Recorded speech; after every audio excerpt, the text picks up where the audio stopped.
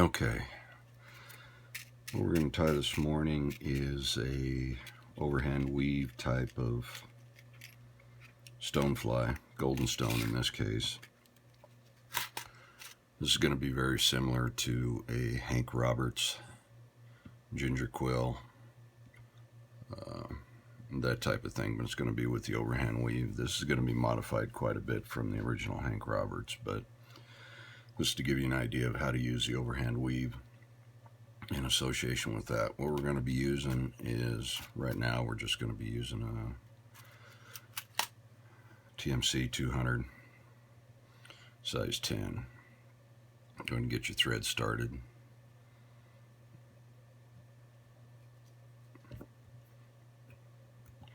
Next thing we're going to do is tie in a couple of goose biots. If you're tying the original version, obviously you would use hackle fibers on this piece of it, but for this we're going to go ahead and tie in goose biots. Okay.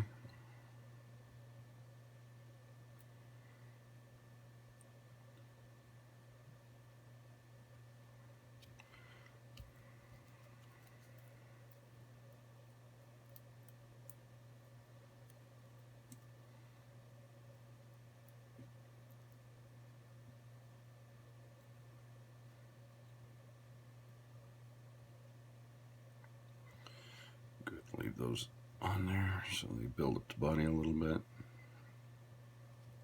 Okay, pretty simple.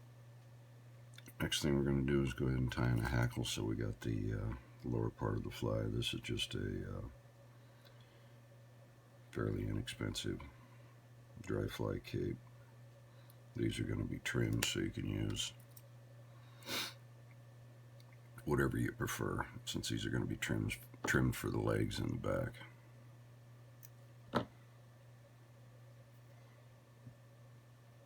Okay, go ahead and tie that in. Wrap that fairly tight.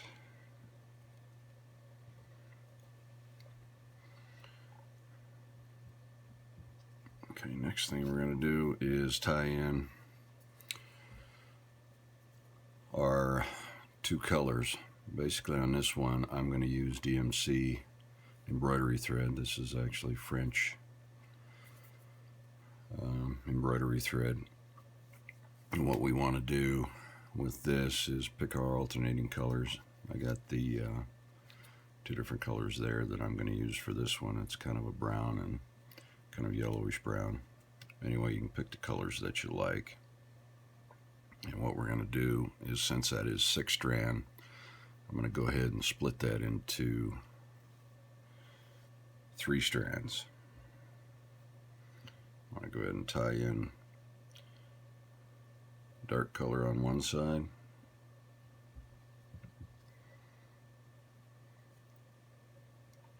and then light color on the other side.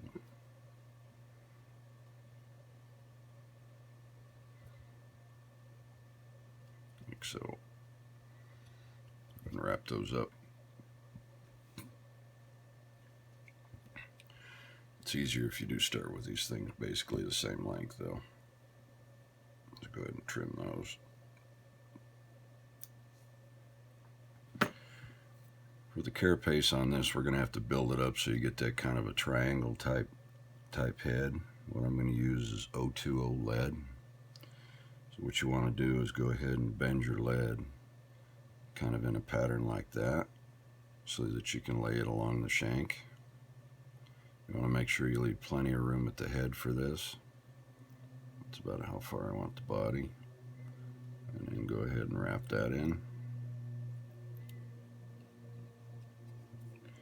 Go ahead and trim this. I am using an old pair of scissors for this, so that's why I'm cutting lead. Normally you would not use good scissors to cut lead. Okay.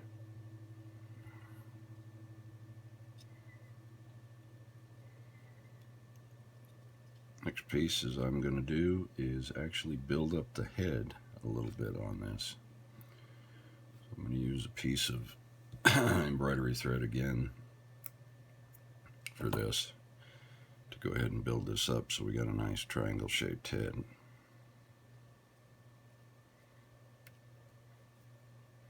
And this is just preparing the body for what we're going to do.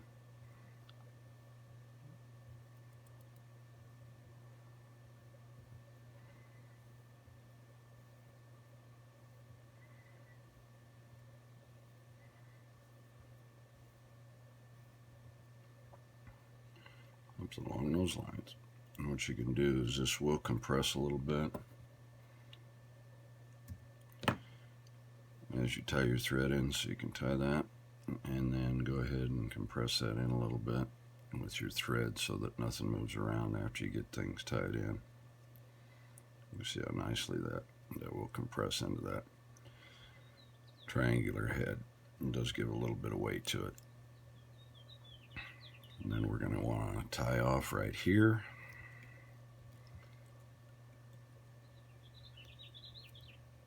So we can finish the back half of the fly, and since we have to weave, we're going to have to cut our thread. Next thing you want to do is go ahead and turn the fly towards you so you can see a little bit better. And I'm going to put glasses on for this. Let me make sure it's still in frame.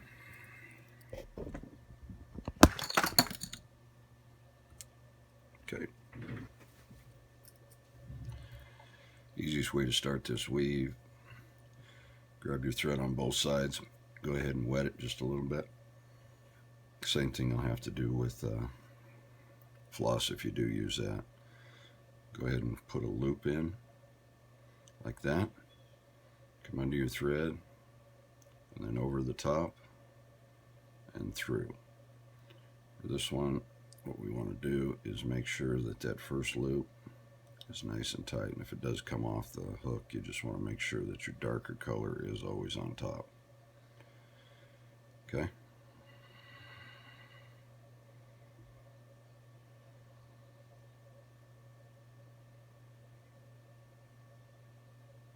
Right. Underneath color, over the finger, over the top, and tie it in. You always want to be pulling at a direct angle like that in order to tighten those down, otherwise you'll get a roll on your knots. Tying this with the embroidery thread versus floss is considerably more durable. This is a great fly for pocket water in Colorado.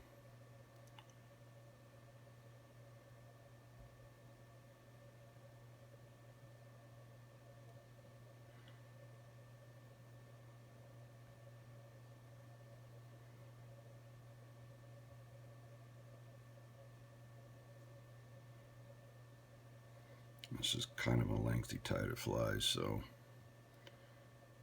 basically you're just going to continue this up the shank. And you can see how nicely that does play into there. You want to make sure that you don't have any twists in that.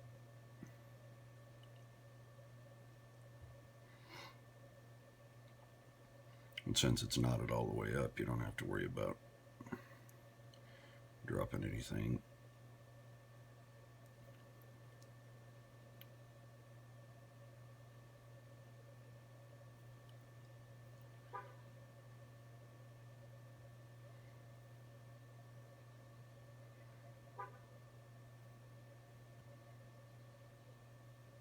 Okay, do one more knot, and then we're gonna turn this again and actually start back at the back of the fly again with our hackle.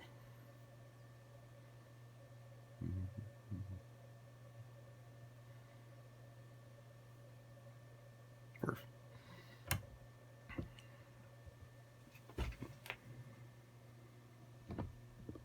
I'm just going to leave that there for now. What you can do here is you can actually see what we've done associated with that. See how you've got a nice even knot all the way through. Okay, now we're going to go ahead and tie our thread back in.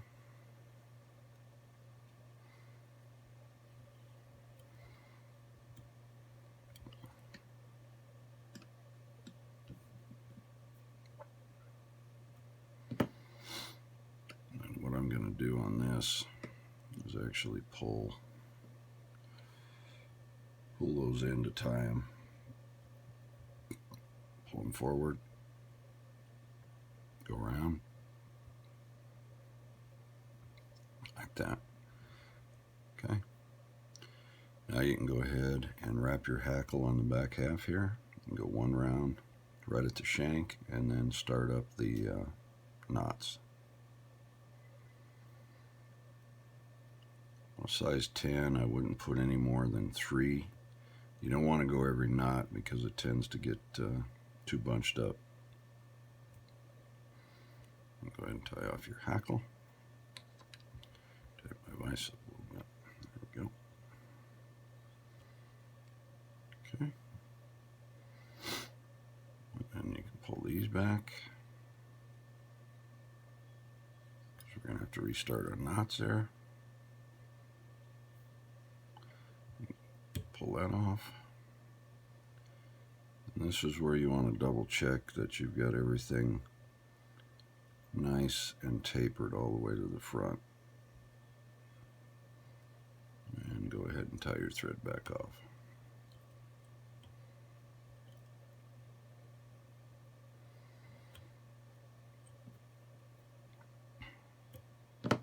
Okay. You're going to turn your flag in. And go ahead and start your braid back in. Same thing to the front of the fly.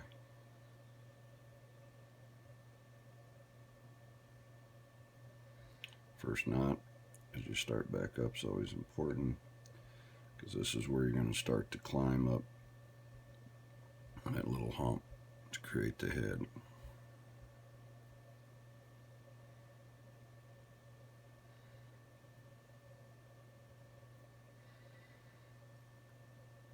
Once again, make sure you're pulling directly opposite the hook at a 90.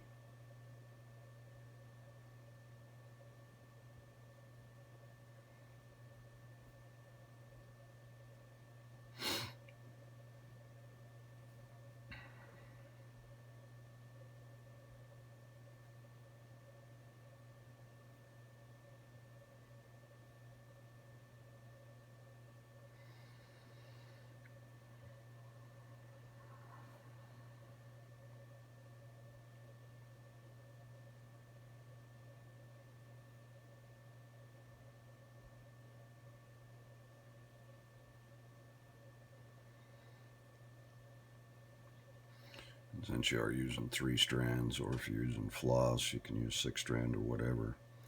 But you're going to need to keep these strands together, so you're constantly going to have to either use a wax or with floss it's easier to just lick it.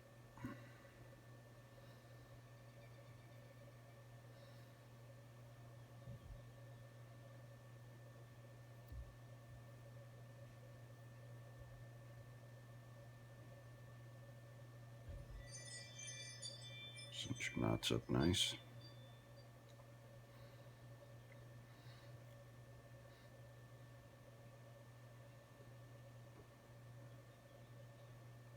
What you want to do is, I prefer to wait till the end of the fly to go ahead and trim everything. That way I'm not messing with trimming something I shouldn't be trimming as far as the back half of the fly, because what we want to do is trim that off so we got nice little short legs in the back.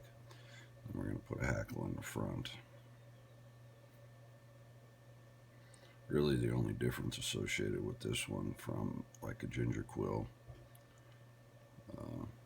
or any of the other Hank Roberts style flies is I like to use goose buyouts on the back.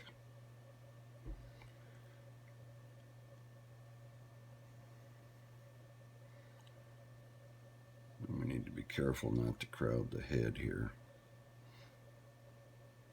because we are going to want to put in one more hackle.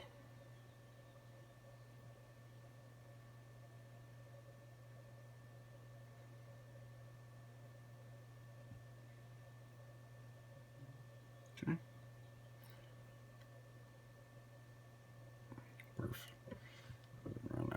there.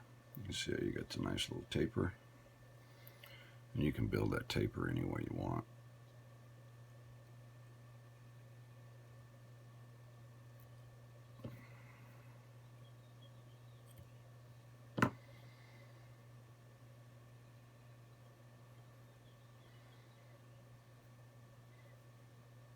Just pull them forward, tie them in, and we kind of finish off the knot a little bit there.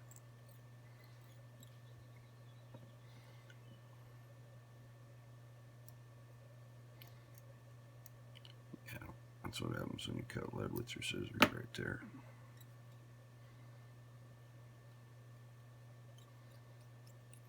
Okay, and what we're going to do is grab a smaller hackle here.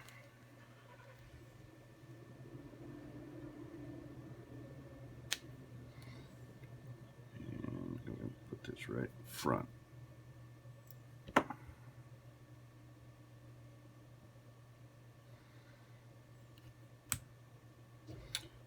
And broke my thread.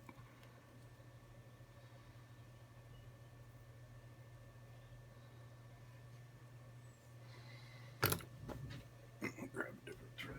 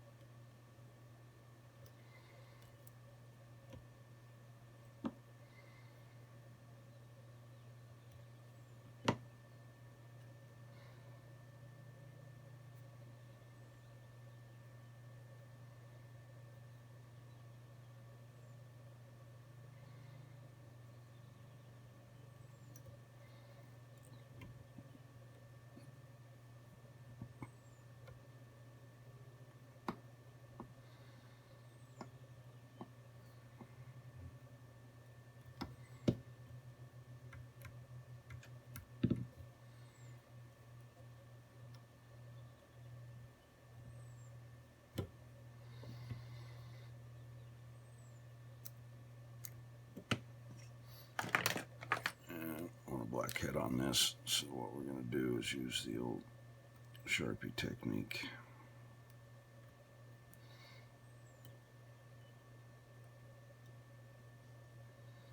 Since I'm using white thread.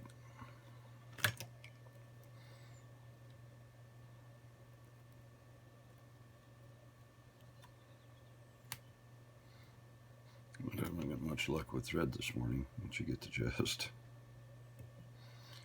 Okay.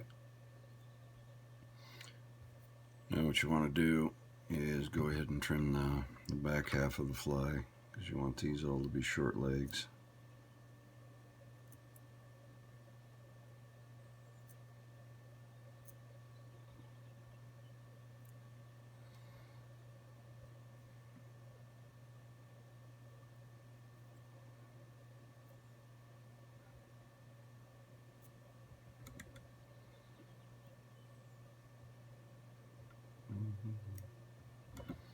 Like so. And then trim the top because I want everything on the bottom.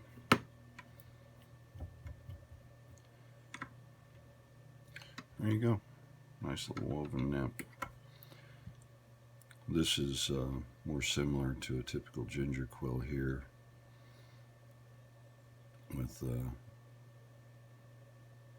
the hackle differences, but this one with a goose bow, it's a little more durable.